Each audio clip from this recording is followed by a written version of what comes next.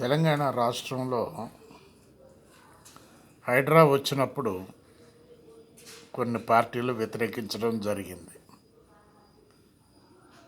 పేదలు మునిగిపోతున్నారు, పేదలకు నష్టం చేశారు అనేటటువంటి సెంటిమెంట్ డైలాగ్ని కొట్టడం జరిగింది. సెంటిమెంట్ డైలాగును కొట్టడం బాగానే ఉన్నది, దాంట్లో తప్పేం లేదు, దానికి అందరూ ఒప్పుకుంటారు.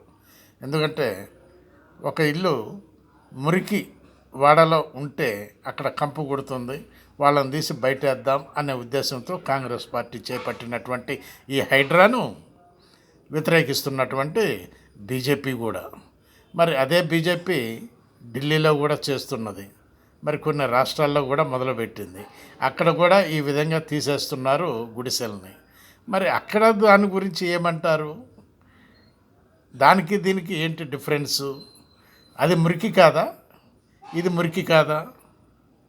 ఆలోచించండి ఒక్కసారి. మనం ఆరోపణ చేసేటప్పుడు ఆలోచించి ఆరోపిస్తే అందరూ హర్షిస్తారు, ఎస్ కరెక్ట్ మాట్లాడినాడని. అంతేగాని దాన్ని అక్కడ వదిలిపెట్టి ఇక్కడనే విమర్శించడం మంచి పద్ధతి కాదని చెప్పి ప్రజలు మాట్లాడుకోవటం జరుగుతుంది.